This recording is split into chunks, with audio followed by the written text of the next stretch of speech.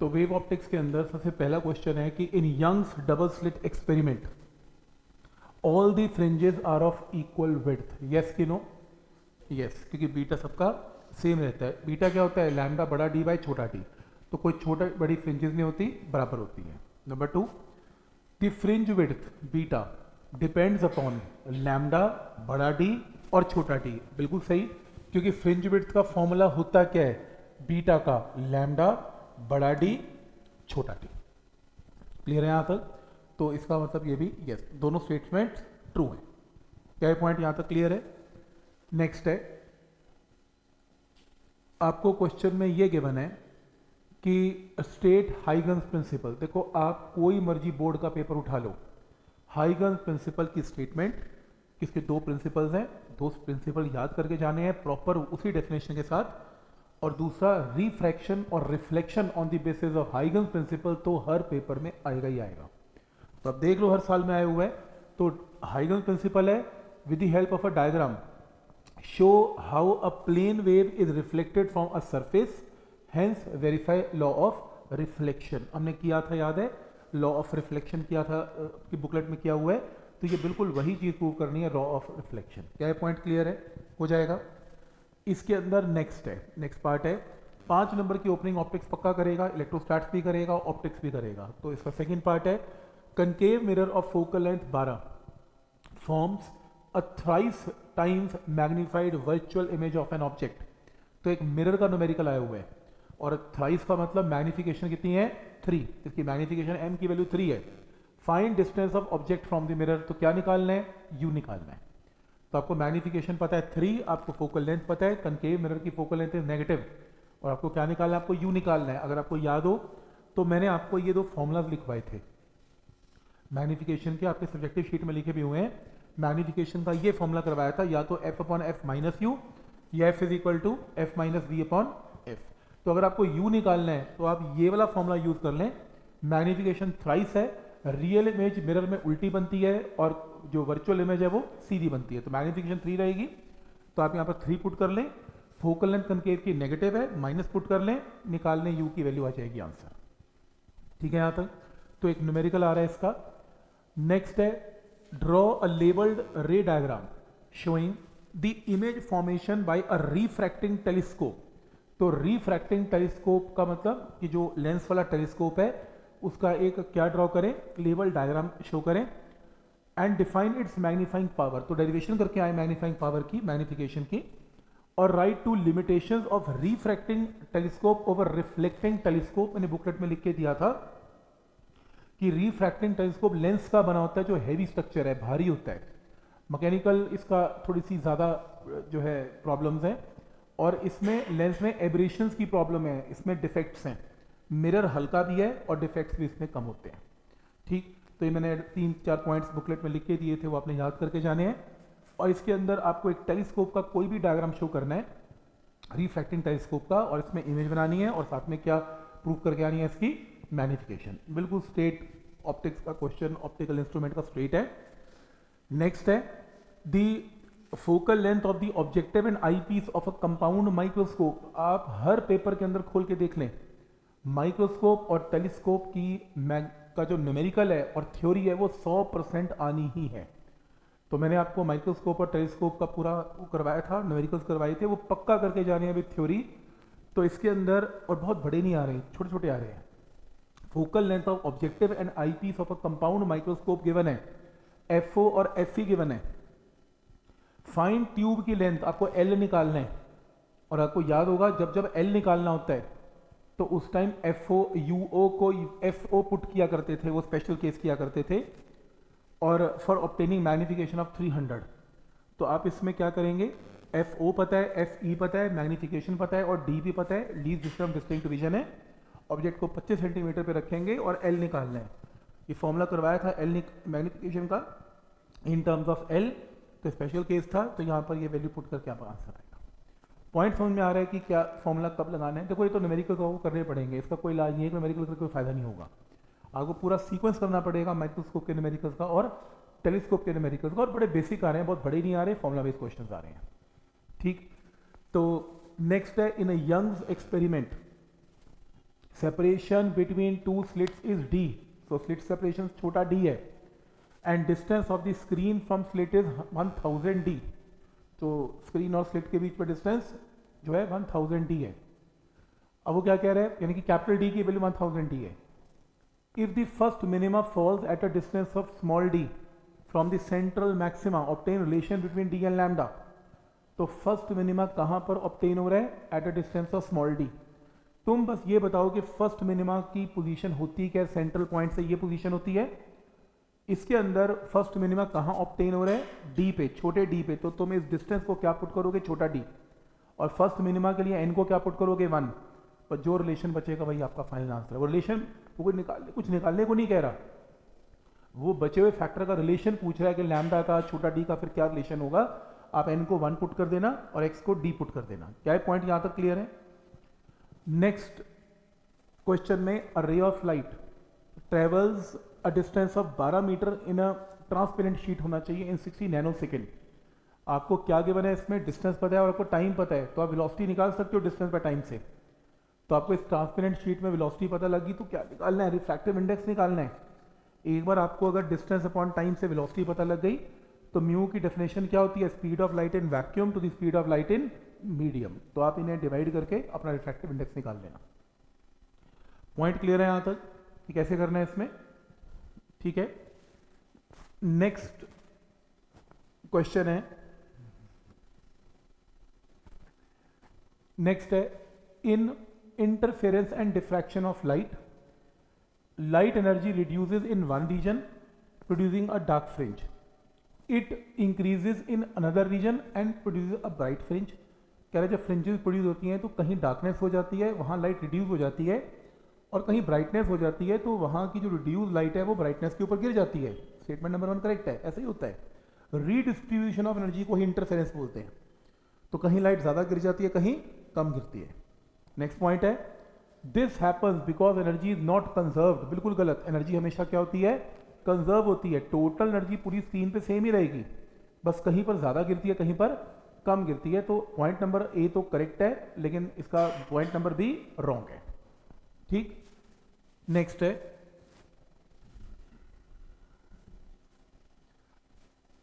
Next question में, in a Young's double slit experiment screen is moved away from the plane of the slits. तो screen away है, तो यानी कि capital D की value क्या होती जा रही है, इंक्रीज, बढ़ती जा रही है। तो इससे क्या होगा, angular separation of the fringes पे क्या होगा।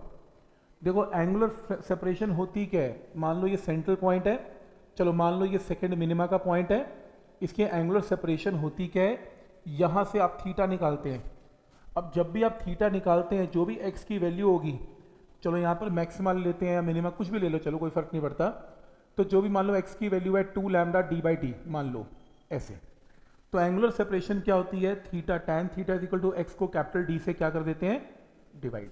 तो जब आप डिवाइड करते हैं, क्योंकि जो भी यहाँ पर फर्स्ट मिनिमा या सेकेंड मिनिमा कुछ भी आएगा, वहाँ लैम्डा डी बाई डी तो पक्का ही आएगा, और इसको कैपिटल डी से डिवाइड करने का मतलब है it is independent of capital D. तो तुम कैपिटल डी को कितना भी छोटा बड़ा कर लो, एंगुलर सेपरेशन में कैपिटल डी मैटर नहीं करता, तो आंसर क्या है, इट विल रिमेन कांस्टेंट। लेकिन सेकेंड पार्ट है, फ्रिंज विड्थ का क्या होगा। देखो फ्रिंज विड्थ का फॉर्मूला होता क्या है, beta lambda D by small D. जब तुम्हारा कैपिटल डी बढ़ेगा तो तुम्हारा बीटा भी बढ़ेगा। क्या ये पॉइंट यहां तक क्लियर है? ठीक, नेक्स्ट है, according to Huygens principle amplitude of the secondary wavelets is maximum in forward direction and zero in backward direction. आपका वेव फ्रंट कभी पीछे जाता ही नहीं है, आपका वेव फ्रंट हमेशा कहां जाता है, आगे जाता है। तो एम्पलीट्यूड आगे की तरफ मैक्स होगा, पीछे की तरफ कुछ नहीं होगा। तो आंसर नंबर इसमें बी मार्क करना है। नेक्स्ट है, plane wavefront propagating in a medium of refractive index μ1। तो एक प्लेन वेव फ्रंट है, μ1 रिफ्रैक्टिव इंडेक्स है, is incident on a plane surface making an angle of incidence I and enters into a medium of refractive index μ2। तो कह रहा है μ1 से लेके μ2 वेव फ्रंट एंटर कर गया, रेयर से डेंसर एंटर कर गया। तो using Huygens principle of secondary wavelets, Snell's law को वेरीफाई करो। तो ये हाइगन प्रिंसिपल यूज करके रिफ्रैक्शन का लॉ वेरीफाई करना है यूजिंग हाइगन प्रिंसिपल, हमने किया हुआ है। रिफ्लेक्शन भी और रिफ्रैक्शन भी आप नोट कर रहे हैं, हर पेपर में ये आ ही रहा है। तो रिफ्लेक्शन और रिफ्रैक्शन हाइगन के प्रिंसिपल याद होने चाहिए, रिफ्लेक्शन और रिफ्रैक्शन की थ्योरी याद होनी चाहिए। नेक्स्ट है using Huygens construction show how a plane wave is reflected from a surface. तो हाइगन्स कंस्ट्रक्शन से रिफ्लेक्शन शो करो and verify law of reflection, मतलब स्टूडेंट के ऊपर छोड़ दिया। उसको अगर रिफ्रैक्शन करना है तो रिफ्रैक्शन की ऑप्शन भी है, और अगर रिफ्लेक्शन प्रूव करना है तो उसके पास रिफ्लेक्शन की ऑप्शन भी है। क्या ये पॉइंट क्लियर है? तो हाइगन प्रिंसिपल यानी कि हर हालत में इंपॉर्टेंट है, इसको करके जाना है, इसका प्रूफ रिफ्लेक्शन रिफ्रैक्शन का। तो नेक्स्ट है in an interference experiment third bright fringe is obtained at a point on the screen with a light of 700 nanometre. तो आपको लैम्डा उसने बताया और थर्ड ब्राइट फ्रिंज ऑब्टेन होती है। तो कह रहे हैं वेवलेंथ लाइट की क्या होगी in order to obtain the fifth bright fringe at the same point. तो सेंटर पॉइंट से पॉइंट का डिस्टेंस हमने चेंज नहीं किया। तो पहले काम करते हैं, ब्राइटनेस की जो कंडीशन होती है YDAC में वो n lambda d by D है। तो पहले थर्ड ब्राइट निकालते हैं 3 लैम्डा डी बाई डी, तुम्हें लैम्डा तो पता है। फिर फिफ्थ ब्राइट निकालते हैं, लेकिन तुम्हें लैम्डा नहीं पता, लेकिन तुम्हें ये पता है कि डिस्टेंस जहां पर वो प्रोड्यूस हो रही है वो एग्जैक्टली सेम है। तो तुम थर्ड ब्राइटनेस का डिस्टेंस निकाल लो, तुम फिफ्थ ब्राइटनेस का डिस्टेंस निकाल लो, दोनों को इक्वेट कर लो। इक्वेट करके क्या जाएगा, लैम्डा डैश आएगा, फिर लैम्डा की वैल्यू आ जाएगी। फिर आप फिफ्थ ब्राइटनेस का डिस्टेंस निकाल लेना 5 lambda dash D by D, पर फर्क नहीं पड़ेगा क्योंकि जो डिस्टेंस यहाँ से आएगा वही डिस्टेंस यहाँ से भी आएगा। जैसे मुझे निकाल लो थर्ड ब्राइट का डिस्टेंस या फिफ्थ ब्राइट का डिस्टेंस यहाँ पर सेम ही आने वाला है। क्लियर है यहाँ तक? तो यहाँ पर आपको वैसे निकालना ही नहीं, आपको लैम्डा निकालना है, तो लैम्डा तो आ ही जाएगा इसमें। तो नेक्स्ट जो पॉइंट है इसमें, उसमें मेंशन्ड है in Young's double slit experiment setup is kept in a medium of refractive index 4/3। तो यंग्स का एक्सपेरिमेंट वैक्यूम में नहीं किया, कहां पे किया, किसी मीडियम में कर दिया जिसका रिफ्रैक्टिव इंडेक्स 4/3 है। Which maximum in this case will coincide with sixth maximum obtained if medium is replaced by air. तो मीडियम को एयर से रिप्लेस कर दिया और कह रहे हैं कौन सा मैक्सिमम कोइंसाइड करेगा सिक्स मैक्सिमम के साथ। अब सबसे पहले पॉइंट नंबर 1, तो nth ब्राइट फ्रिंज की जो आपकी इक्वेशन होती है वो होती है n lambda d by D. लेकिन ये कब होती है, जब आपका मीडियम वैक्यूम होता है। जब वैक्यूम नहीं होता, कोई मीडियम होता है, तो मैंने आपको हमेशा सिखाया कि किसी मीडियम के अंदर वेवलेंथ लैम्डा बाय म्यू हो जाती है। तो इसने भी यही किया, लैम्डा की जगह क्या पुट कर दिया, लैम्डा बाय म्यू, क्योंकि वो मीडियम की बात कर रहा है, इसमें मीडियम वैक्यूम नहीं है। वैक्यूम होगा तो म्यू इक्वल टू 1 हो जाएगा, नहीं होगा तो म्यू लगा लेना। अब वो कह रहे हैं सिक्स्थ ब्राइटनेस ऑब्टेन होती है, सिक्स्थ ब्राइटनेस ऑब्टेन होती है अगर एयर मीडियम है। तो एक काम करते हैं, n की जगह 6 पुट करते हैं और म्यू की जगह 1 एयर के लिए पुट करते हैं, तो सिक्स्थ ब्राइटनेस ऑब्टेन होती है। और मान लो nth मैक्सिमा ऑब्टेन होता है जब कोई मीडियम कितना है 4/3, और तुम्हें यही निकालना है कि n की वैल्यू कितनी है, कौन सा ब्राइटनेस ऑब्टेन होता है जब मीडियम को हमने चेंज किया। जब मीडियम चेंज किया तो यहाँ पर म्यू की जगह क्या पुट करेंगे 4/3, यहाँ पे म्यू की जगह 4/3 और n हमें पता नहीं, तो यहाँ से ये डिस्टेंस आ गया। लेकिन वो कह रहा है कि यहाँ पर जहाँ सिक्स मैक्सिमा प्रोड्यूस हुआ था वहीं पर nth मैक्सिमा प्रोड्यूस हो रहा है, तो लेकिन मीडियम दोनों में डिफरेंट है, तो दोनों को इक्वेट कर लिया, इक्वेट करके n की वैल्यू आ गई। बढ़िया क्वेश्चन है ये। तो एक बार वैक्यूम दे दिया, एक बार मीडियम दे दिया, बस लैम्डा अपॉन म्यू याद रखना फॉर्मूला। चेंज कहाँ पर हो रहा है, लैम्डा बाय म्यू में चेंज है। क्या स्टेप यहाँ तक क्लियर है कि क्या इसमें लॉजिक लगेगा इसमें? नेक्स्ट है in Young's double slit experiment interference pattern is not observed when two coherent sources are infinitely close to each other. देखो अगर सोर्सेज स्लिट्स बहुत नजदीक हैं तो होगा क्या, ये होगा जो बीटा होता है उसका फॉर्मूला होता है लैम्डा डी बाई छोटा डी। अगर बहुत नज़दीक है, स्मॉल डी बहुत बहुत बहुत बहुत छोटा है, तो बीटा बहुत बहुत क्या हो जाएगा, बड़ा। तो पूरा आपकी जो स्क्रीन है वो एक ही बीटा, एक ही फ्रिंज इसको ऑक्यूपाई कर लेगी, तो आप इसमें फ्रिंजेस देख नहीं पाएंगे, ठीक है, आइडेंटिफाई नहीं कर पाएंगे इसमें फ्रिंज। एक ही फ्रिंज, बहुत बड़ी फ्रिंज क्रिएट हो जाएगी। तो वो यही कह रहे हैं कि यंग्स एक्सपेरिमेंट में interference pattern is not observed when two coherent sources are infinitely close to each other. बहुत पास है तो नहीं देख पाओगे। सेकेंड है the fringe width is proportional to the separation between the two sources. Separation between the two sources क्या होता है, स्मॉल डी। लेकिन जबकि बीटा क्या होता है, फ्रिंज विड्थ क्या होती है, बीटा की वैल्यू जो होती है वो लैम्डा डी बाय, तो ये इन्वर्सली प्रोपोर्शनल है, प्रोपोर्शनल तो बिल्कुल भी नहीं है। तो पहली स्टेटमेंट तो करेक्ट है और दूसरी स्टेटमेंट गलत है। ठीक, नेक्स्ट है plane light wave propagating from rare to denser medium is incident at an angle of i on the surface separating two media. तो दो मीडिया है, एक रेयर एक denser, using Huygens principle draw refracted. फिर से वही चीज, रिफ्रैक्शन का प्रूफ है हाइजेंस प्रिंसिपल को लेके हो जाएगा, ये तो हर बार आने आना है।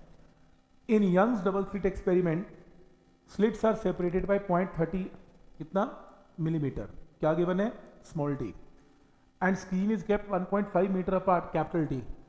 वेवलेंथ की वैल्यू भी गिवन है, calculate distance between central bright fringe and fourth dark fringe. तो तुम फोर्थ डार्क फ्रिंज का फॉर्मूला इसमें लगा लेना, फोर्थ डार्क फ्रिंज का फॉर्मूला लगा के आंसर निकाल लेना 2n-1 into lambda d by 2t।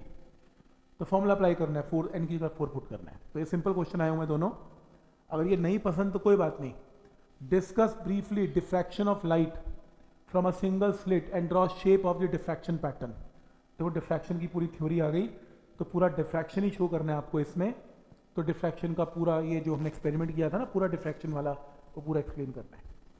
ठीक है, आता अब इसके अंदर ना एक इस टाइप की प्रॉब्लम है, मिरर्स में रात आई हुई है, ये मैंने कहीं से नोट की, लेकिन मैंने देखा ये सीबीएसई के अंदर ऐसा क्वेश्चन आ जाता है।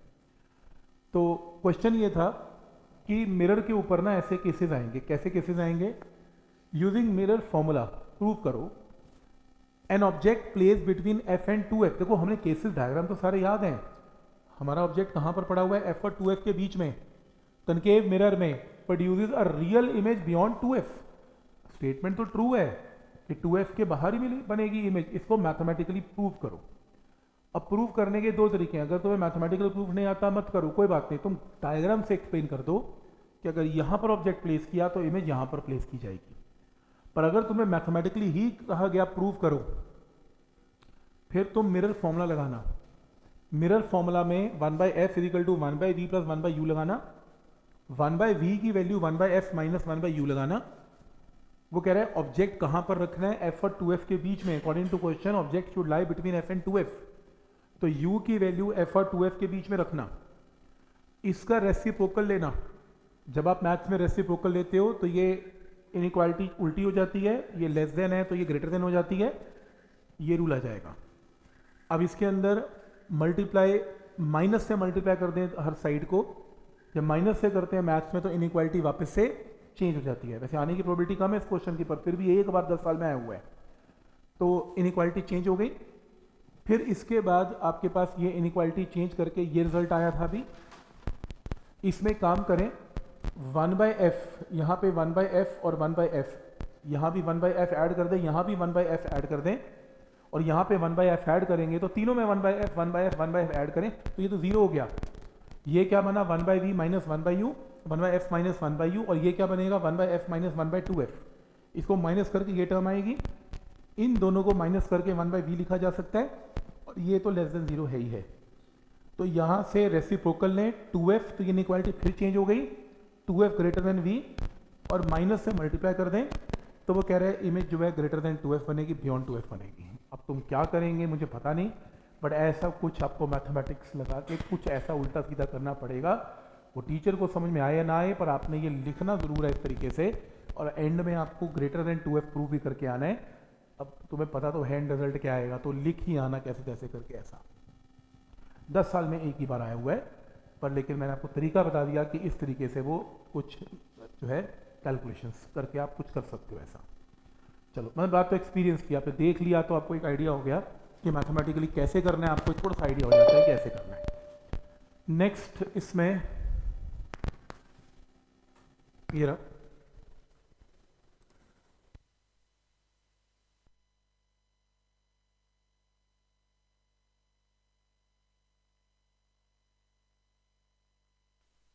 write the conditions on path difference under which constructive and destructive interference occurs in YDS experiment। तो पाथ डिफरेंस की कंडीशन लिखनी है। पाथ डिफरेंस कब कंस्ट्रक्टिव है, तो कंस्ट्रक्टिव के लिए path difference n lambda, destructive के लिए 2n+1 या 2n-1 इंटू लैम्डा बाई 2। तो बस कंडीशन लिखनी है, इजी क्वेश्चन है। नेक्स्ट है define the term wave front of light. तो वेव फ्रंट क्या है? Locus of all points which are vibrating in a same phase. लिखी हुई है डेफिनेशन वेव फ्रंट की, और वो कह रहा है प्लेन वेव फ्रंट है ए बी, वो देख रहे हो ए बी, और एक सरफेस है P1 P2, और ये 1 रेयर मीडियम है और 2 डेंसर मीडियम है। तो आपका वेव फ्रंट एंटर कर रहा है फ्रॉम रेयर टू डेंसर, कह रहे हैं कि इसका वेव फ्रंट बना के दिखाओ। तो आपने रिफ्रैक्शन का इफेक्ट शो करना है, ये रेयर है और ये डेंसर है। फिर से रिफ्रैक्शन के क्वेश्चन, हाइगन्स प्रिंसिपल का रिफ्रैक्शन का प्रूफ का डायग्राम पूछ रहा है, लेकिन इनडायरेक्ट तरीके से। समझ में आ रहा है यहां तक? नेक्स्ट है using Huygens principle draw the secondary wavelets and obtain refracted. बता दिया मैंने, तो इसको कंप्लीट करके दिखाना है डायग्राम को। नेक्स्ट क्वेश्चन,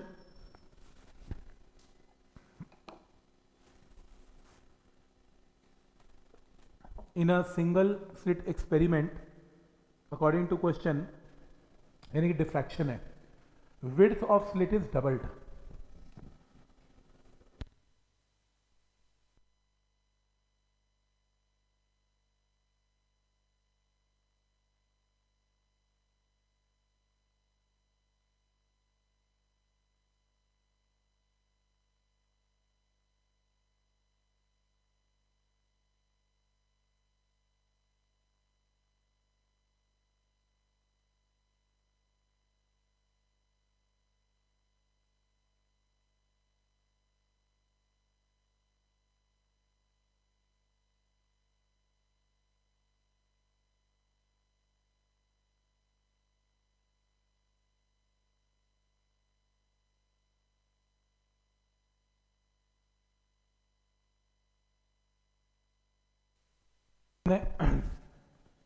डिफ्रैक्शन के अंदर width of slit is doubled.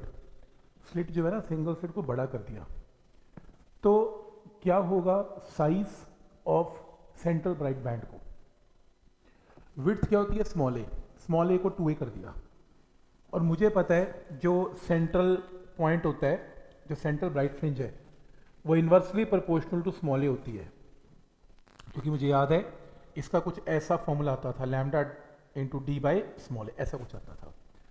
तो सेंट्रल ब्राइट फ्रिंज ये है, तो अगर आप विड्थ को क्या कर दोगे? डबल कर दोगे। क्या किया आपने? डबल, ये लो इंटू 2, तो आपका सेंट्रल ब्राइट फ्रिंज क्या हो जाएगा? हाफ।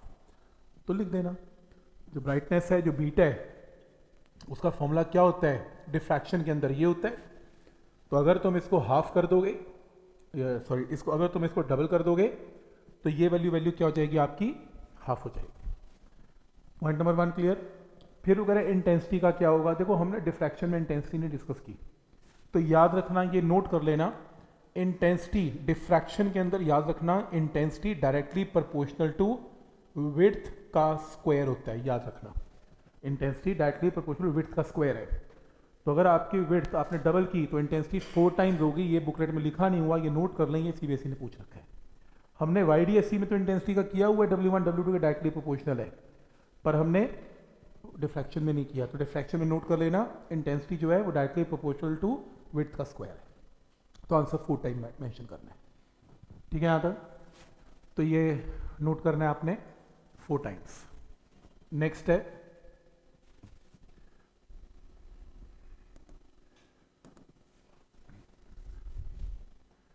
पहला क्वेश्चन है, ray of monochromatic light propagating in air is incident on a surface of water. तो एयर से वाटर की तरफ आपकी रे जा रही है।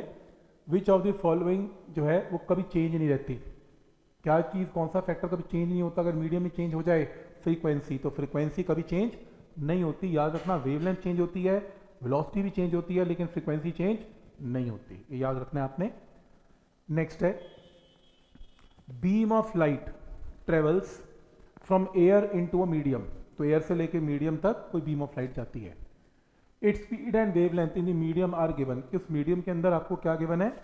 उस मीडियम के अंदर आपको v भी पता है, उस मीडियम में आपको लैम्डा भी पता है। तो एक काम करो, आप इसमें v और लैम्डा पता है, आप यहाँ से क्या wavelength of the light in air निकालनी है। तो एक काम कर सकते हैं, जो म्यू होता है ना, म्यू, उसकी वैल्यू क्या होती है? c डिवाइडेड बाय v होती है, ठीक है, यही होता है। और मैंने आपको क्या करवाया था, लैम्डा मीडियम में क्या होता है, लैम्डा एयर में डिवाइडेड बाय म्यू होता है, या म्यू क्या होता है, म्यू होता है लैम्डा एयर में divided by lambda in medium होता है, क्रॉस मल्टीप्लाई। तो यहां से म्यू की एक और डेफिनेशन है, लैम्डा एयर में लैम्डा मीडियम में। ठीक है, तो ये फॉर्मूले को मैंने मॉडिफाई किया और यहां ले आया। अब आपको इस क्वेश्चन में आपको सी पता है, आपको क्वेश्चन में वी पता है, आपको मीडियम में लैम्डा एम पता है, आपको लैम्डा नॉट निकालना है आंसर। ठीक समझ में आ रहा है कि क्या लॉजिक लगेगा इसमें? तो इस लॉजिक से इस क्वेश्चन को सॉल्व किया जा सकता है। नेक्स्ट है, क्वेश्चन को पढ़ें।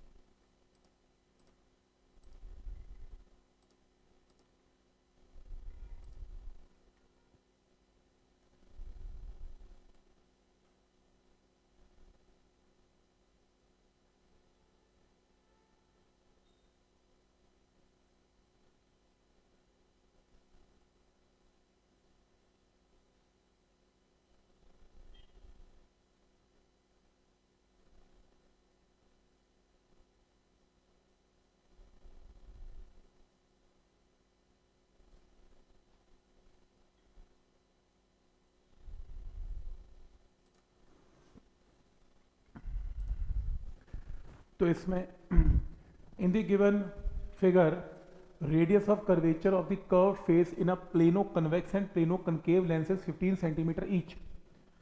तो आपको इसमें प्लेनो कन्वेक्स और प्लेनो कनकेव का दो लेंस दे दिए, दोनों के बीच में सेपरेशन दे दी 20 सेंटीमीटर। तो ना लेंस इन कॉम्बिनेशन का क्वेश्चन है। तो आपको इस क्वेश्चन में क्या कह रहा है कि दोनों का रेडियस तो दे दिया, रिफ्रैक्टिव इंडेक्स भी दे दिया, final position of the image बताओ। पर प्रॉब्लम यह है कि तुम्हें फोकल लेंथ नहीं पता। तो पहले तुम लेंस मेकर लगाओगे प्लेनो कन्वेक्स के लिए।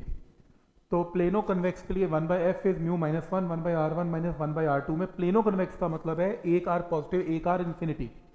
सॉल्व करके क्या आएगा आपके पास, फोकल लेंथ आ जाएगी प्लेनो कन्वेक्स की। फिर तुम प्लेनो कनकेव लेना, प्लेनो कनकेव के अंदर एक आर इन्फिनिटी एक आर पॉजिटिव, तो आंसर नेगेटिव आना चाहिए। प्लेनो कनकेव है तो आंसर क्या आएगा -30। तो एक फोकल लेंथ क्या आई पॉजिटिव, एक फोकल लेंथ क्या आई नेगेटिव। कोई डाउट है इसमें? लेंस मेकर से दोनों की पहले फोकल लेंथ निकालनी पड़ेगी। समझ में आ रहा है यहाँ तक? अब ये क्वेश्चन स्टार्ट होगा। तो एक की फोकल लेंथ +30 है और एक की फोकल लेंथ -30 है। अब क्वेश्चन के अंदर क्या गिवन है, क्वेश्चन में ये गिवन है एक आपके पास जो लेंस है वो प्लेनो कन्वेक्स है और एक आपके पास जो लेंस है वो प्लेनो कनकेव है। कुछ इस तरीके से रेज कहां से आ रही हैं, इन्फिनिटी से। तो यू इस लेंस के लिए क्या होगा, इन्फिनिटी। तो ये लेंस जो है ये कहां पे फोकस करेगा, इसे अपनी फोकल लेंथ पे। इन दोनों के बीच में डिस्टेंस कितना है, 20 है, 20 है। और फोकल लेंथ की जो वैल्यू है वो हमने कितनी निकाल रखी है इसकी, 30 है, 30। तो ये ना यहां जाके कहीं पर इसे फोकस करेगा एट अ डिस्टेंस ऑफ कितना, 30 सेंटीमीटर पे फोकस करेगा ऐसे।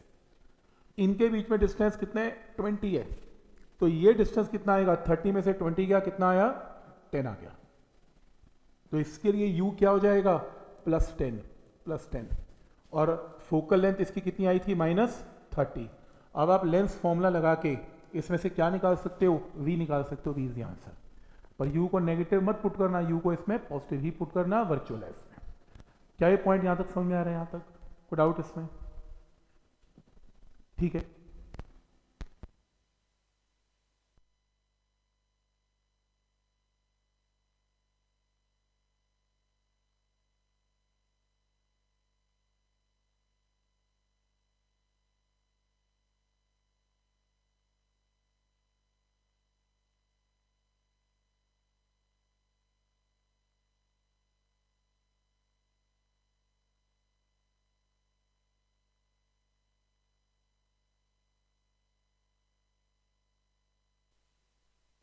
तो इसके अंदर नेक्स्ट है, इस क्वेश्चन को देखें।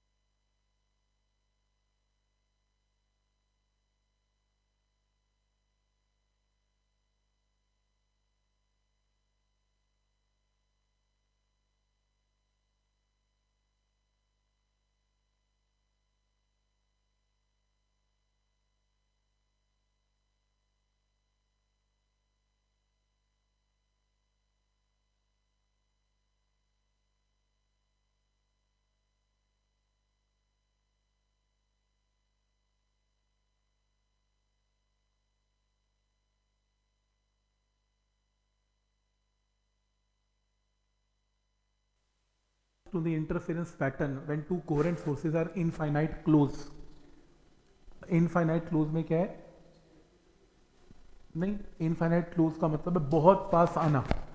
तो स्मॉल डी अगर बहुत पास आ जाएगा तो बीटा बहुत बड़ा हो जाएगा।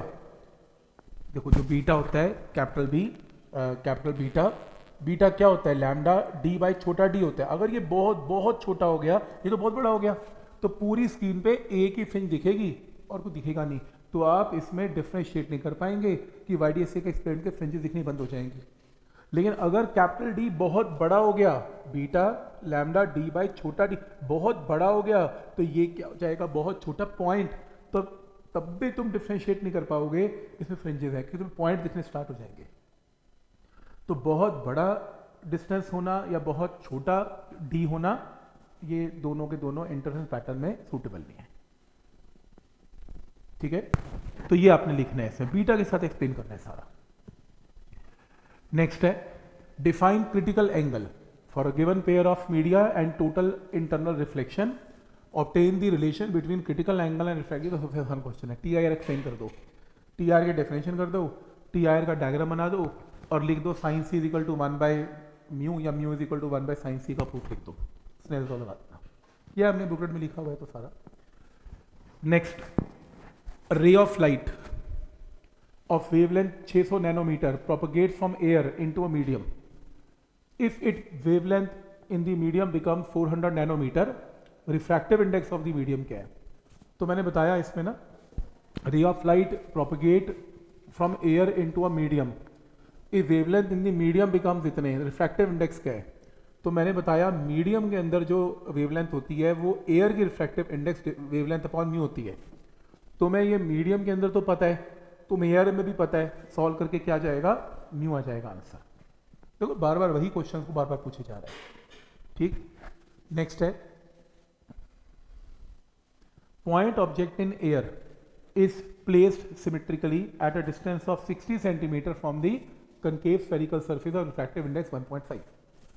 तो वो कह रहा है पॉइंट ऑब्जेक्ट है और कहां पर 60 centimetre, you 60 centimetre concave spherical refracting surface. अब ये ऑब्जेक्ट पड़ा कहां पर हुआ है, एयर में, और refraction is from rarer to denser, क्योंकि वो ऑब्जेक्ट कहां पर पड़ा हुआ है, एयर में। तो एयर रेयरर है तो रेयरर से डेंसर जाएगी रेस, तो रेयरर टू डेंसर का कनकेव का केस लगाना, और तुम्हें इसमें वी बताना है कहां पर है, तो लगा लेना रेयरर टू डेंसर का फॉर्मूला। कनकेव का केस ना आपको वो सारे केसेस एकदम दिखने चाहिए, क्योंकि कनकेव के केस में रेयरर टू डेंसर में आर हमेशा नेगेटिव होता है और कन्वेक्स में हमेशा पॉजिटिव होता है। यू तो होता ही हमेशा नेगेटिव है और वी निकालना है। सारी देखो यू तो इस क्वेश्चन में पक्का ही नेगेटिव है। सारी गेम किस पे डिसाइड करती है, सिर्फ आर पे, आर किस में पॉजिटिव किस में आर नेगेटिव। तो ये आपको रिफ्रैक्टिंग सरफेस के न्यूमेरिकल करके जाने हैं। नेक्स्ट है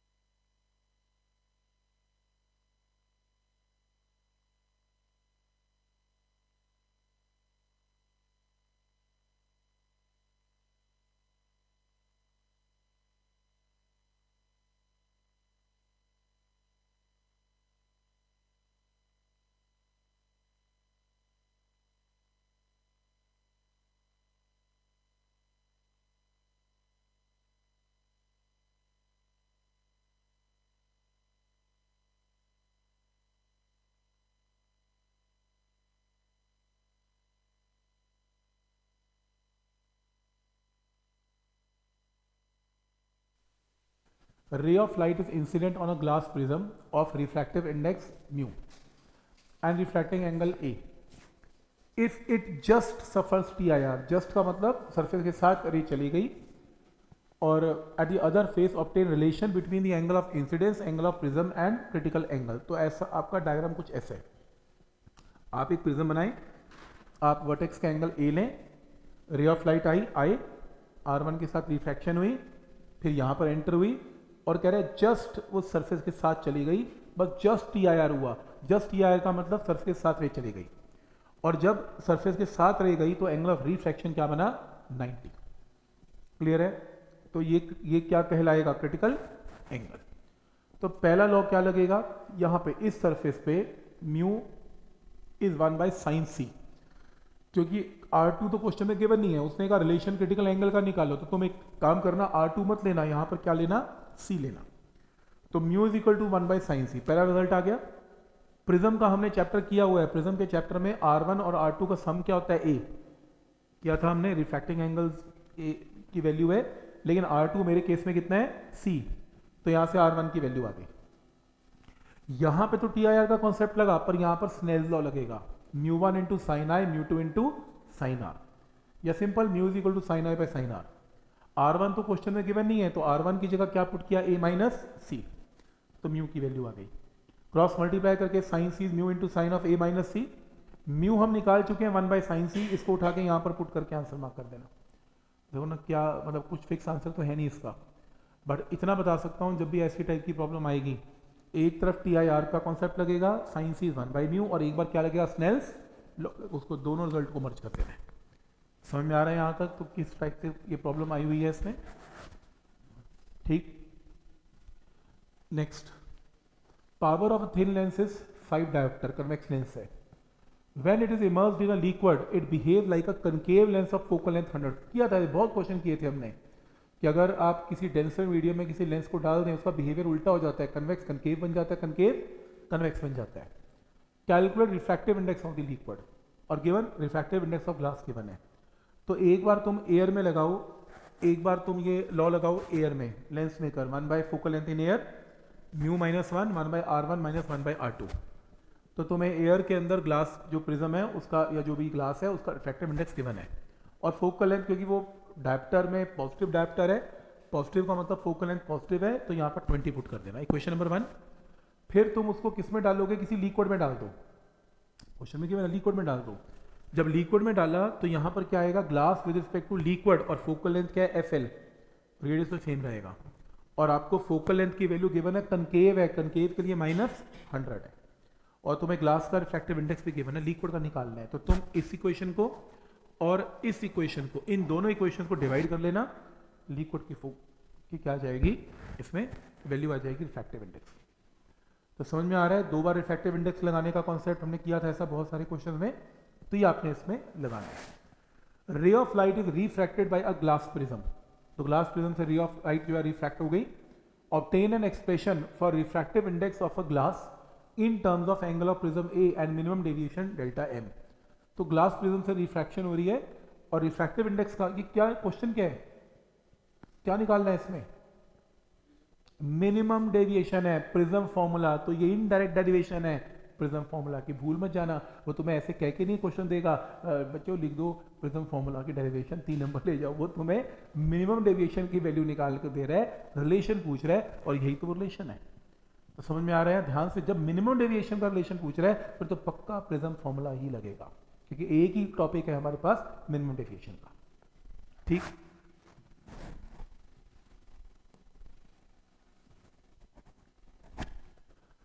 A ray of light is incident normally on one face of equilateral glass prism of refractive index mu.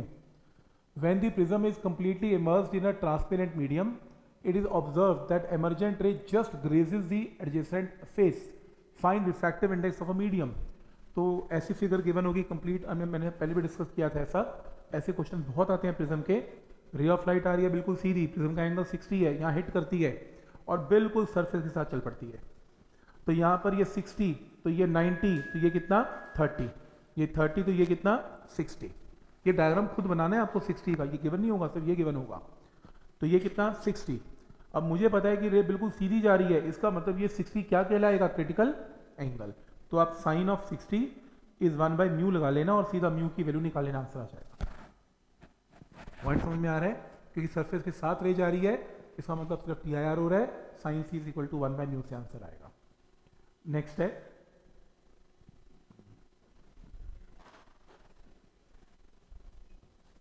Next question में एक एयर बबल है, हमने ऐसा क्वेश्चन किया था एनसीईआरटी में। एयर बबल है trap at a point B तो देख रहे हो ये रहा आपका एयर का बबल, यहां पर फंस गया। और सच दैट आपको सीबी की वैल्यू गिवन है 20 है और स्फेयर का रेडियस 40 है। अगर ये 40 है, ये 20 है, तो ये पोल है, पोल से डिस्टेंस कितना हो जाएगा 20। अब क्योंकि आपका ऑब्जेक्ट डेंसर में है तो रे कहां से कहां जाएगी, डेंसर टू रेयर जाएगी। तो refraction is from denser to rare.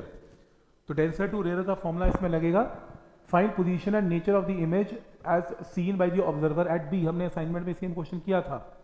तो तुम इसके अंदर डेंसर टू रेयर का कॉन्सेप्ट लगाना, डेंसर टू रेयर, यू इसमें -20 ले लेना और रिफ्रैक्टिव इंडेक्स n1 की जगह 1, n2 की जगह 1.5।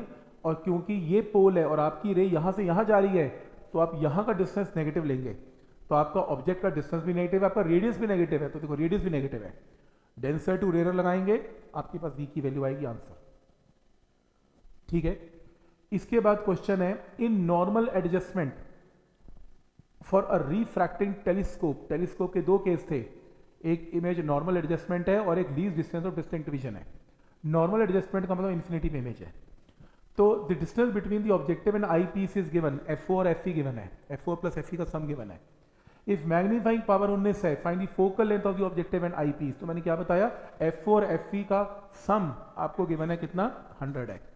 और आपको ये भी गिवन है मैग्नीफाइंग पावर FO FE की रेशियो गिवन है, तो तुम इन दोनों को सॉल्व करके FO और FE can be calculated answer. तो पॉइंट समझ में आ रहा है कि छोटे छोटे क्वेश्चंस ऑप्टिकल इंस्ट्रूमेंट के बहुत ज्यादा आने वाले हैं इसमें। जैसे ये क्वेश्चन है, मैंने जितने पैसेज देखे हैं ना, मेरे को लगता है मैंने आज तक पैसेज पढ़े भी नहीं है, पता नहीं क्या कुछ बोलता रहता है वो, सीधा क्वेश्चन पढ़ते हैं। तुम्हारी तो मजबूरी है, तुम्हें बोर्ड में पढ़ना पड़ेगा, पर वैसे बता रहा हूं, मैंने कहा पैसेज पढ़ का फायदा ही नहीं होता। तो thin converging length of focal length 20, focal length पता है, and diverging length of focal length 15 are place coaxially in contact, power of the combination. तो पावर निकालनी है, तो 1/f is equal to 1/f1 plus 1/f2। एक focal length positive है, एक focal length negative है, तो निकाल लेना। इसमें फोकल लेंथ आएगी, उसका रेसिप्रोकल आपको इसकी अफेक्टिव पावर देगा। Radii of two curvature is r and 2r, convex lens है, फोकल लेंथ गिवन है, रिफ्रैक्टिव इंडेक्स निकालो। अब क्यों कन्वेक्स लेंस है, एक r पॉजिटिव एक r नेगेटिव और फोकल लेंथ भी पॉजिटिव, सॉल्व करके निकालेना आंसर। तो लेंस मेकर की प्रॉब्लम आ रही है। नेक्स्ट देखो, लेंस और मिरर का कॉम्बिनेशन दे दिया, तो लेंस और मिरर में a thin convex lens L और फोकल लेंथ कितनी है इसमें 10 है, तो इसकी जो फोकल लेंथ है F वो कितनी है, वो 10 है।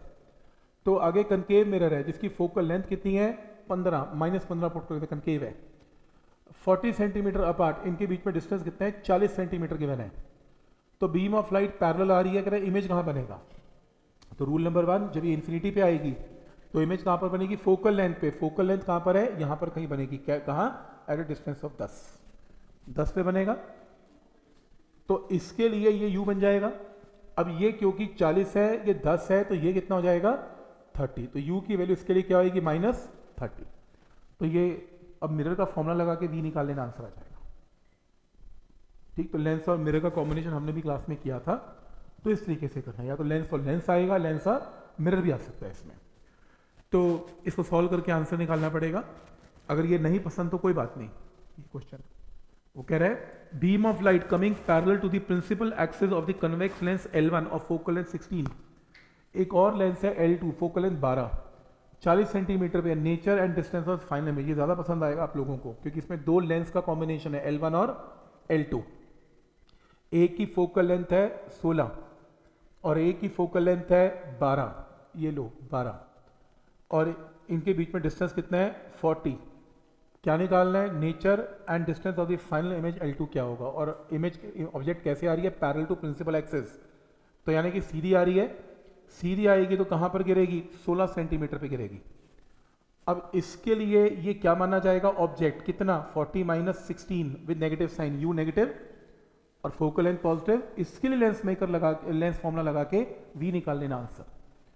तो लेंस कॉम्बिनेशन पक्का करके जाना, क्योंकि लेंस कॉम्बिनेशन तो पक्का है। देखो ऑप्टिकल इंस्ट्रूमेंट करके जाना, TIR करके जाना, आपका लेंस मेकर करके जाना, और लेंस का फॉर्मूला और मिरर का फॉर्मूला भी करके जाना।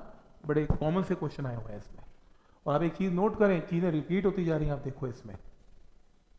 ठीक, draw the ray diagram for the formation of image of an object by a convex mirror equation 1/f is equal to 1/v plus 1/u का प्रूफ है इसमें. Why are multi-component lenses used for both objective and eyepiece in optical instrument? Multi-component क्यों use किए जाते हैं? For the main reason for using multi-component lenses used for both the objective and eyepiece in optical instrument is to improve the quality by minimizing various optical aberration. देखो lens की एक ही समस्या है, aberrations. कुछ ना समझ में आए ना लेंस की क्या समस्या है, कह देना एब्रेशन, उसमें एरर होता है, खत्म. तो मतलब कुछ ना समझ आए, कुछ तो लिख के ही आना है, तो ये लिख के काम खत्म कर देना. ठीक. नेक्स्ट है, क्योंकि ऑप्टिकल इंस्ट्रूमेंट में यही डिफेक्ट है सबसे बड़ा. तो लेंस का ये तो आंसर परमानेंट फिक्स है. कुछ भी हम ये क्यों प्रेफर नहीं करते, इसमें एब्रेशन है. और हम ये क्यों इसके लेंस क्यों चेंज करते हैं, क्योंकि इसमें एब्रेशन है. ये डिफेक्टिव क्यों है, इसमें एब्रेशन है. मतलब कुछ भी इसकी डिसएडवांटेज होगी, इसकी यही डिसएडवांटेज लिख देना. ठीक. मतलब कभी बुराई करनी पड़ जाए ऑप्टिकल इंस्ट्रूमेंट की, एक ही आंसर है, इसमें एब्रेशन है. ठीक. The magnification of the small object produce by compound microscope is given, magnification given, and the focal length of the eyepiece is 2 and final image is formed at infinity. Find magnification produced by the objective. Again तो ये क्या given है, compound microscope की problem given है. compound microscope में ये formula चला करता था, याद करो. तो यहाँ से सॉल्व करके m नॉट की वैल्यू आएगी. तो ये तो आपको ऑप्टिकल इंस्ट्रूमेंट करना ही पड़ेगा, इसका कोई इलाज नहीं है. तो ये आपको एक पूरी असाइनमेंट ही करनी पड़ेगी, ऐसे एक एक क्वेश्चन देख के तो कुछ फायदा होगा नहीं आपको इसमें. ठीक. तो इसमें नेक्स्ट जो है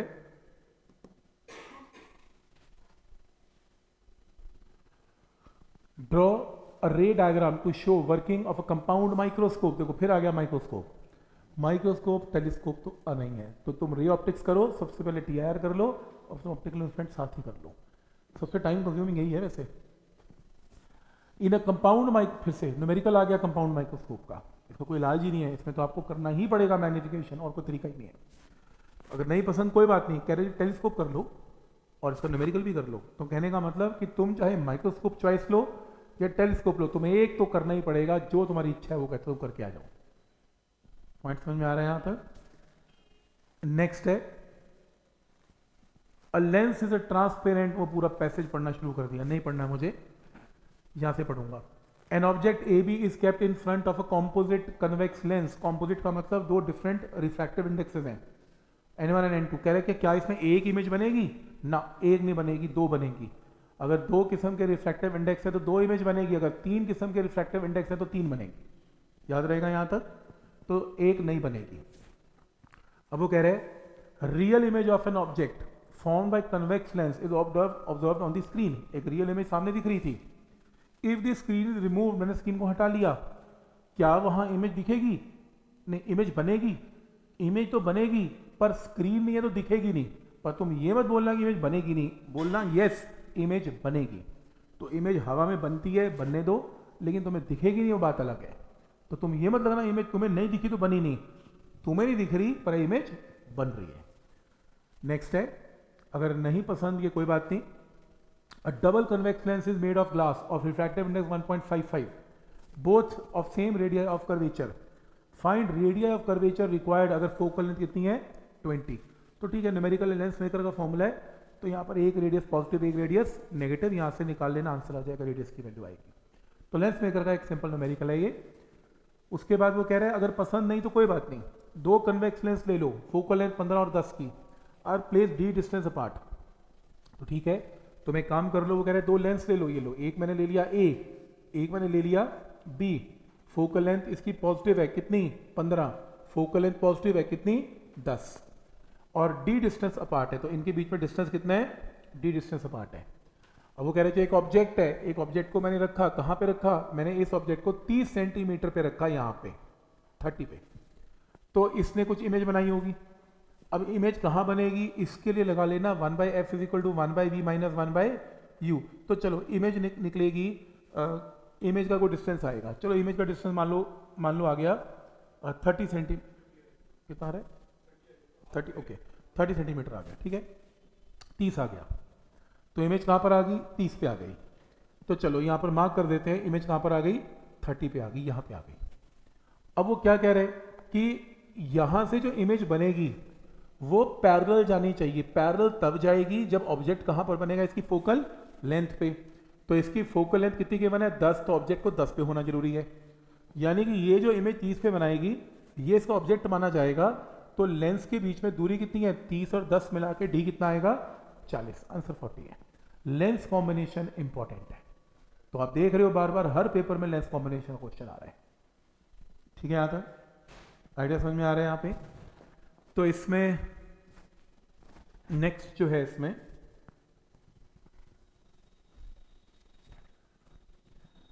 दी focal length of objective and eyepiece of a compound microscope. देखो मतलब तो अब करना बनता ही है यार, कंपाउंड और टेलीस्कोप से ही क्वेश्चन ओपनिंग हो रही है।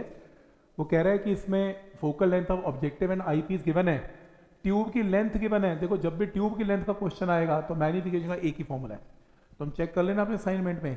तो हमने ये मैग्नीफिकेशन का ट्यूब की लेंथ में यहाँ पर v बाई यू की जगह l बाई यू नॉट की जगह f नॉट यूज किया था, तो आंसर आ जाएगा। तो फॉर्मूला बेस्ड क्वेश्चन है। नेक्स्ट है, अगर नहीं पसंद तो कोई बात नहीं, कह रहा टेलीस्कोप का क्वेश्चन कर लो, फिर तो माइक्रोस्कोप नहीं करो टेलीस्कोप करोगे, तो एक क्वेश्चन तो आना ही है अगले सेट में। तो कह रहे हैं इसके अंदर फिर टेलीस्कोप का न्यूमेरिकल है, देखो ये आपको करना ही पड़ेगा, इसका कोई इलाज है नहीं वैसे। Telescope has an objective of focal length 150, तो ठीक है ऑब्जेक्टिव समझते हो, आंख के पास पड़ा वाला ऑब्जेक्टिव है, 150 फोकल लेंथ है। आई पीस की फोकल लेंथ भी गिवन है। Magnifying power in normal adjustment, normal adjustment क्या होती है, इमेजेस फॉर्मेट इन्फिनिटी। और अगर तुम नॉर्मल एडजस्टमेंट का मैग्नीफिकेशन का फॉर्मूला देखो F not by F E होता है, तुम्हें एफ नॉट पता है एफ ई पता है, तुम्हें मैग्नीफाइंग पावर पता लगी कितनी है 30, एक आंसर आ गया। फिर वो कह रहा है बताओ image form by objective, objective आंख पे पास पड़ा हुआ लेंस ऑब्जेक्टिव है, तो आंख के पास पड़ा हुआ ऑब्जेक्टिव है तो यू क्या होगा इन्फिनिटी, टेलीस्कोप में यू क्या होता है इन्फिनिटी, और वी आपको निकालना है और फोकल लेंथ तुम्हें पता है, तो यहां से सॉल्व करके वी की वैल्यू आ जाएगी, लेंस फॉर्मूला से आ जाएगा। तो ये आपको प्रैक्टिस अच्छे से करनी पड़ेगी इसमें। प्रिज्म की पूरी कहानी सुना रहा है, प्रिज्म की नहीं पढ़ना मुझे पैसेज। क्वेश्चन है critical angle for glass is θ1 and water is θ2। देखो ग्लास का क्रिटिकल एंगल θ1 है, यानी कि sine of θ1 is 1 by mu of glass. तो म्यू ऑफ ग्लास कितना गिवन है 1.5, 1.5 क्या होता है 3/2, तो सॉल्व करके क्या आएगा 2/3। ठीक है, critical angle for water given है 1 by mu of water, water कितना गिवन है 1.33, 1.33 क्या होता है 4/3, आंसर क्या आएगा 3/4। तो क्रिटिकल एंगल्स का अंदाजा हो गया θ1 θ2। वो कह रहा है कि अब मान लो मैंने क्या किया, मैंने ग्लास वाटर इंटरफेस ले लिया, जब ग्लास वाटर इंटरफेस लिया तो मेरा ये फॉर्मूला बन गया। इस फॉर्मूले को ब्रेक करके लिखते हैं, ग्लास ऊपर वाटर नीचे, तो साइन ऑफ थीटा की वैल्यू क्या आएगी mu of water divided by mu of glass. तो तुम एक काम करो, तुम्हें वाटर का रिफ्रैक्टिव इंडेक्स पता है 4/3 है, तुम्हें ग्लास का पता है कितना 3/2 है, तो तुम यहां से बस ये देखो कि किसकी रेशो बड़ी आ रही है, साइन थीटा की बड़ी आ रही है, साइन θ2 की बड़ी आ रही है, कि साइन θ1 की बड़ी आ रही है, क्योंकि एंगल रेशो जितनी बड़ी होगी और 1 को अप्रोच करेगी एंगल उतना ही बड़ा आएगा, क्योंकि मैथ्स में साइन थीटा की मैक्सिमम वैल्यू 1 है और 1 तब आते जब एंगल बहुत बड़ा होता है 90 होता है, तो जितना छोटी रेशियो आएगी उतना छोटा एंगल आएगा, जितनी बड़ी रेशियो आएगी उतना बड़ा एंगल आएगा। तो तुम साइन थीटा की रेशियो तुम देखोगे वो साइन θ1 θ2 दोनों से बड़ी आ रही है जब रेशियो लोगे, और थीटा अगर बड़ा आ रहा है तो आप लिखोगे ग्रेटर देन θ2 का ऑप्शन, ऐसे अंदाजे से मार्क करना पड़ेगा आपको। तो समझ में आ रहा है, आपको एंगल तो कैलकुलेट नहीं कर पाओगे, पर साइन थीटा की वैल्यू जितनी बड़ी होगी 1 के करीब जाएगी, एंगल उतना ही बड़ा होता जाएगा मैथ्स में। ठीक, तो ऐसे इसका आंसर मार्क करना है। When a ray of light of wavelength lambda and frequency nu is refracted into denser medium, तो क्या चीज चेंज होगी, वेवलेंथ चेंज होगी, क्योंकि वेवलेंथ का फॉर्मूला आज मैंने करवाया था, लैम्डा का जो फॉर्मूला होता है वो क्या होता है लैम्डा नॉट बाय म्यू। यार अलग अलग फॉर्म में एक ही क्वेश्चन है, तो कम से कम 4 बार कर चुका मैं ये क्वेश्चन, देख रहे हो बार बार एक ही क्वेश्चन आई जा रहा है लैम्डा का, तो लैम्डा डिक्रीज हो जाएगा और फ्रीक्वेंसी में कोई चेंज नहीं होता। Same question, critical angle for ray of light passing from glass to water is minimum for, याद करना पड़ेगा क्रिटिकल रिफ्रैक्टिव इंडेक्स जो है वो म्यू का वॉयलेट का सबसे कम होता है और वॉयलेट की सबसे डेविएशन भी कम होती है, तो आंसर वॉयलेट है। और ऐसी अगर मान लो एक बीम ऑफ लाइट है, एक रेड है, येलो है, वॉयलेट है, प्रिज्म के अंदर से पास की जा रही है, और मिनिमम डेविएशन किसकी है, सबसे ज्यादा डेविएशन वॉयलेट की होती है, फिर येलो बीच में होता है, मिड पॉइंट में होता है, और रेड सबसे कम डेविएट होता है। ये तो आप प्रिज्म से पता ही आपको क्या करना है। फिर वो कह रहे हैं कि इसमें रे ऑफ लाइट है और रिफ्रैक्टिव इंडेक्स इस प्रिज्म का कितना है √2 है। वो कह रहा है जब ये AC को स्ट्राइक करेगी तो क्या होगा, देखो यहां तो सीधी जाएगी, फिर तुम एक नॉर्मल ड्रॉ करोगे, ये 60, ये 90, तो ये कितने हैं 30, ये 30 तो ये कितने हैं 60। तो एंगल ऑफ इंसिडेंस कितना है 60, क्योंकि म्यू तुम्हें पता है, तो क्रिटिकल एंगल इस सरफेस का क्या आएगा, क्रिटिकल एंगल आएगा 45 डिग्री। पर तुम्हारा angle of incidence critical angle से बड़ा है, तो टी आई आर 100% होगी, क्योंकि angle of incidence is greater than critical, तो टी आई आर होगी। तो ऐसे मार्क करना है, समझ में आ रहा है यहां तक। नेक्स्ट है the radius of curvature of a convex mirror is 30। R की वैल्यू पता है, तो फोकल लेंथ तो आ ही जाएगी 15 है, क्योंकि मिरर के अंदर तो रूल चलता है R/2 वाला, लेंस में नहीं चलता। It forms an image of an object which is half the size of the object, magnification half है। क्या निकालना है, separation between object and image. तुम्हें काम करना, क्योंकि एक कनकेव कन्वेक्स मिरर है, तो तुम पहले R को 30 करके फोकल लेंथ प्लस 15 करके कन्वेक्स मिरर है, तुम पहले इस फॉर्मूले से U निकाल लेना, फिर तुम इस फॉर्मूले से V निकाल लेना। तुम U निकालोगे तो तुम्हारा आंसर 15 आएगा, तुम V निकालोगे तो 7.5 आएगा, और तुम्हें डिस्टेंस U और V के बीच में निकालना है, तो मैग्नीट्यूड क्या आएगा 15 प्लस 7.5, क्योंकि एक नेगेटिव और एक पॉजिटिव आएगा, ऑन द अदर साइड बनेगा। समझ में आ रहा है क्वेश्चन कैसे पूछ रहे हैं। अकेला U मत निकाल के आ जाना, अकेला V मत देख लेना, ऑब्जेक्ट और इमेज के बीच में डिस्टेंस है। नेक्स्ट है थिन कन्वर्जिंग लेंस, मतलब कन्वेक्स लेंस है, फोकल लेंथ प्लस 10 है, किसके साथ प्लेस कर दिया, डाइवर्जिंग लेंस, जिसकी फोकल लेंथ -15 है, डाइवर्जिंग है। तो आपको कॉम्बिनेशन की फोकल लेंथ बतानी है और बिहेवियर क्या होगा, तो तुम लेंस कॉम्बिनेशन लगा लो, फोकल लेंथ ऐड हो जाएगी, एक की पॉजिटिव एक की negative, overall focal length positive है, ओवरऑल पॉजिटिव का मतलब लेंस कन्वेक्स लेंस की तरह काम करेगा। ठीक, तो लेंस कॉम्बिनेशन समझ में आ रहा है यहां तक।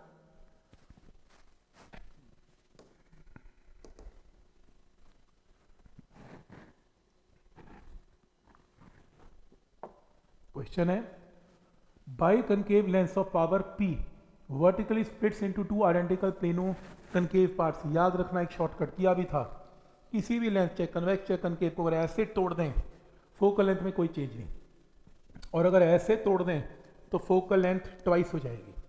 फोकल लेंथ ट्वाइस होगी तो पावर क्या हो जाएगी, हाफ हो जाएगी, रेसिप्रोकल है, फोकल लेंथ ट्वाइस है, पावर हाफ, आंसर हाफ। ठीक, नेक्स्ट है an optical instrument uses a lens of power, power पता है ऑब्जेक्टिव, पावर पता है तो फोकल लेंथ पता है, and 50 dioptre for eyepiece, तो इसकी भी फोकल लेंथ पता है, तो ट्यूब की लेंथ पता है, इमेज इन्फिनिटी पे है, कौन सा इंस्ट्रूमेंट है, कंपाउंड माइक्रोस्कोप है भाई, और कोई तरीका ही नहीं। ठीक, और इसके अंदर calculate the magnification produce by the instrument, तो तुम्हारे पास इसमें पावर पता है तो फोकल लेंथ F0 FE पता है, मैग्निफिकेशन का फॉर्मूला L की फॉर्म में एक ही है, तो L की फॉर्म में कंपाउंड माइक्रोस्कोप का फिर से फॉर्मूला, ये पहले भी क्वेश्चन आया हुआ है ऐसा। तो जैसे define term focal length of the mirror, तो ठीक है, फोकल लेंथ का जो लिखना लिख देना। With the help of a ray diagram obtain relation between focal length और रेडियस ऑफ कर्वेचर F और R/2, F equal to R/2 prove करो, ये क्वेश्चन आया हुआ है।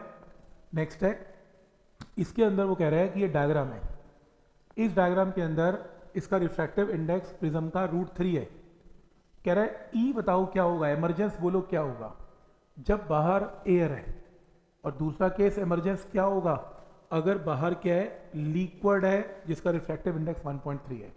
दो बार स्नेल्स लॉ लगेगा, पहली बार √3 इंटू साइन ऑफ आई, ये आई क्या होगा देखो, ये 60 है, इसको ऐसे जोड़ लेते, ये 60 है तो ये 90 है, तो ये कितना है 30 है, ये 30 है तो ये 90 है, तो ये कितना है 60 है, ये 60 है तो ये कितना है 30 है।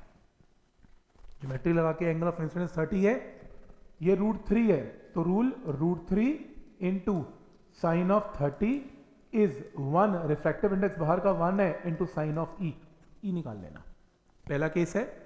दूसरा केस है √3 इंटू साइन ऑफ 30, बाहर रिफ्रैक्टिव इंडेक्स 1 की जगह कितना है 1.3, तो साइन ही निकाल लेना। दो बार लगेगा, एक बार एयर के साथ एक बार लिक्विड के साथ, और ये ज्योमेट्री आपको लगानी पड़ेगी एंगल ऑफ इंसिडेंस की। ये 60 है, ये 90 है तो 30 है, ये 90 है इस ट्राइंगल में तो ये 60 है, 60 है तो ये 30 है, तो यहाँ पे स्नेल लॉ का काम चलेगा। तो ये ज्योमेट्री तो काफ़ी यूज़ हो रही है सीबीएसई के अंदर, हर क्वेश्चन प्रिज्म के यूज़ हो रही है, ये इंपॉर्टेंट है। नेक्स्ट है बाई कन्वेक्स लेंस को कट कर दिया, आधा आधा तोड़ दिया, तो फोकल लेंथ क्या हो जाएगी, डबल। अब किया था डबल हो जाएगी 2f। तो आंसर सीधा 2f मार्क करना। ये